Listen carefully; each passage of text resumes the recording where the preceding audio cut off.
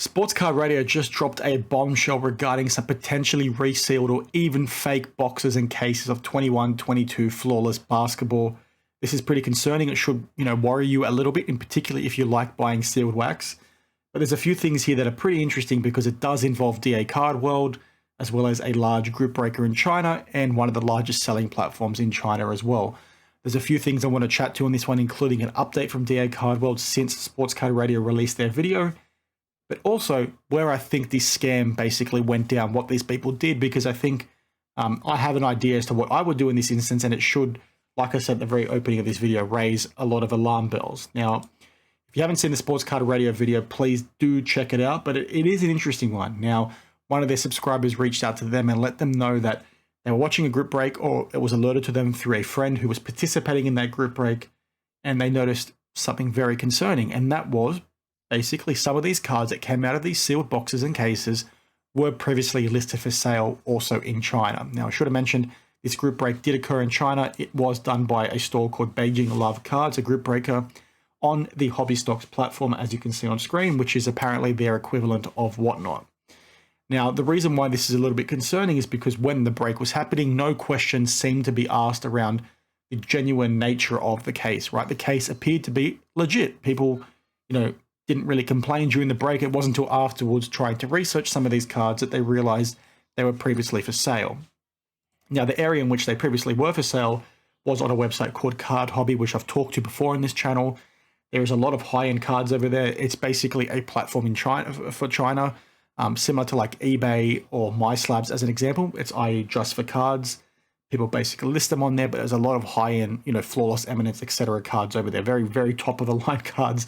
And there's a lot of flawless soccer cards that I really want that are on that platform that I can't get, unfortunately. But to go back to the point, this Josh Christopher rookie card is one of the cards in question. It's there, listed for sale, sold in July of 2023. And then a few months later, it's basically hit in that break that I just alluded to. Again, the same card, 5 of 10. Sports Card Radio do their comparison in the video. Another card that was noticed for sale on Card Hobby is this Brook Lopez over here, 3 of 10. Again, previously for sale, listed on Card Hobby. Once again, now hit in the break. Now, Sports Card Radio did notice something pretty interesting in that when they looked at the break itself, or a subscriber noticed it and then shared it with them, I should say, is that the boxes and the cases in the video didn't appear to share the same traits you normally see with Flawless, right?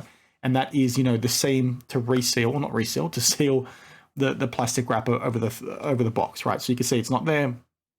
On, known genuine Flawless cases, you can see there's a seam there, and you can do this check yourself. Go watch any Flawless, break, you're going to see this seal. So it obviously, raises a lot of questions around, okay, what has actually happened? Somebody has obviously gone to buy these cards off these platforms, particularly in China, and then try to do something a bit dodgy. Now, Sports Card Radio talk in their video about, DA Card World, and I'll put it up on screen now in post-production, having, a buy list for these sealed cases, right? I think it's like $17,500 USD is what they're currently paying for a sealed case. So their theory is that somebody has potentially, bought these cards, recreated a pseudo box, sold it to DA Card World, and then DA Card World has since sold it to this group breaker. And I forgot to mention that a little bit earlier. DA Card World is where this group breaker said they bought it from. Now, there are some photos here that, Sports Card Radio have tagged in their video for you to check out yourself, and they give some context as to the situation around, where did it come from, what did they buy, etc. These images you're seeing is them having the cases arrive to them, and then some more correspondence, including things like receipts and all that sort of stuff. So as you can see here, it cost them about 60 grand all up, $50,000 specifically for the 2 cases of Flawless Basketball. Now, where I think things have gone wrong, right? And they have asked, questions around the authenticity of the stickers and all that sort of thing, because the group breaker has raised questions over this. But where I think, things may have gone is a little bit different to what others are thinking. So others are thinking the same sort of way that Sports Card Radio are, in the sense that the most logical situation is that somebody in China has bought these cards, decided to reseal it, sell it to DA Card World, and somehow these have gotten to the group breaker in China. But what is very, very interesting is that DA Card World have since commented on the response video from the owner of this card store, right? The owner of this group breaker. And what they've said is, we purchased all of our 175 Flawless cases directly from Panini. Obviously, we can't confirm that, but we have to take their word for it. Our high-res cameras show that the cases went out completely untampered with. We obviously cannot account for what was or wasn't done with those cases after they left our facility. And from what we understand, these cases were redistributed to a number of different parties. So obviously, DA Cardboard are going to try and wipe their hands clean completely of the situation.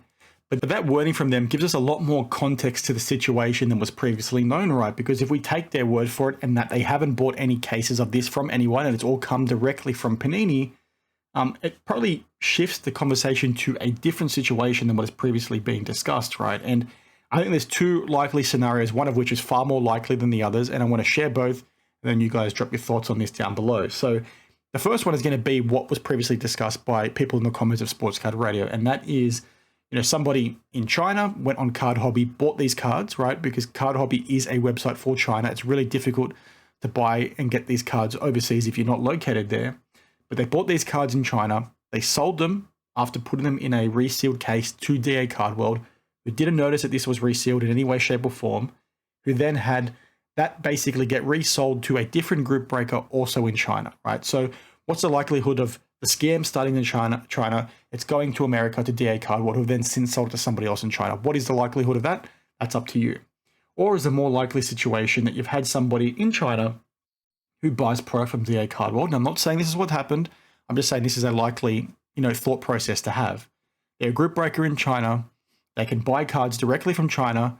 They've bought stuff from DA Card World, right? They've bought genuine cases, taken the good stuff out of those cases, bought crap cards from, their respective, platforms in their country, decided to reseal it, and then try and sell that resealed case to customers on their breaking platform.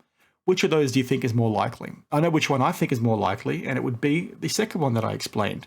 Now, I'm not saying that is what's happened, but if you're somebody that wants to scam, right, you want to take advantage of as many people as possible, you want to do so by reducing the risk, right? You want to reduce that risk. You want to have an appropriate risk appetite. You don't want to be an idiot. And the way you go about doing that is the second option, right? Because if you're firmly believing that the first option I explained by somebody resealing it and then selling it to DNA Card World, I think that's a little bit naive, because how many people do you think DNA Card World are actually buying sealed cases of Flawless Basketball from? It's going to be pretty easy for them to track that down, right? If you reseal it, they buy it from you for 17.5 grand, they sell it to somebody else, that person then complains, DNA Card World will be like, well, we only bought it from one person, let's go after them. Or we only bought it from two, let's go start asking some questions. Or hang on a minute, we photograph everything. This one case came from this one person, let's go after them, right? It's pretty easy to track there. So in my opinion, if I was going to do this, the thing I would do would be to buy a genuine case, create a fake one of myself, pocket the hits from the genuine case. If they're good hits, great. If they're not, so be it. We then make this fake sealed case, sell it to my, idiot viewers. And then if they complain, we basically just go back after DNA Card World. That's almost like the perfect crime. Now, I'm not saying what this store did, but that's the question you need to ask. And of those situations, I think that would be the most likely because, as I just explained, if you're lying about where you bought this case from, right? As DNA Card World say, they've bought all their cases from Panini directly. So if you're lying about where you bought it from, or it looks any different to what DNA Card World have shown in their photos, that's going to be a pretty quick thing for them to say, no, you guys are lying. So I think there's a lot more to come from this. I don't think it's as black and white as what it's made out to be right now. Could this card store be in on it? Sure. I don't have any evidence to suggest either side of that, right? It's up in the air. It's just a question. I'm not saying they're scammers or thieves or anything like that, but those are the questions you need to ask. So I'm really keen to get your thoughts on it down in the comments below. So yeah, it's just an interesting one. I think it's just something, again, that we need to be very careful of when we're participating in breaks and all this sort of stuff. Like, at the end of the day, the only person you can trust is yourself, which is a very sad thing to say in the modern world, right? Because you want to put trust in people, but you can't trust this card store. You can't trust DNA Card World. You don't know who to believe in this instance unless definitive proof comes out. So just be very wise where you're spending your money. It was very good of this group breaker to refund their customers in this instance, because many wouldn't be doing that. So very good on them to do that. Now, again, could they be covering their backside potentially? But I think there's not much more you could ask in that instance. It's just a shame. Like, again, I don't like saying you shouldn't be able to spend your money and buy into this sort of stuff, because it is fun, right? But it's just disappointing that, like, the way we've sort of gone now with this hobby, you can't trust some of these stores anymore. And you almost have to take the position that if you want to be buying into stuff like this, you should be buying it from the mindset that your money's basically gone. And as long as you can afford to do that, you've got no problems, basically, because A lot of these scams these days, you're not even in it. Like, you might be in it to win it, but you're not even, playing the game that you think you are. So it's just pretty disappointing. So let me know your thoughts. Let me know which of the two theories you think is more likely, or if you think there's another one that I haven't thought of yet. As always, thank you for watching, and I will see you in the next one. Cheers.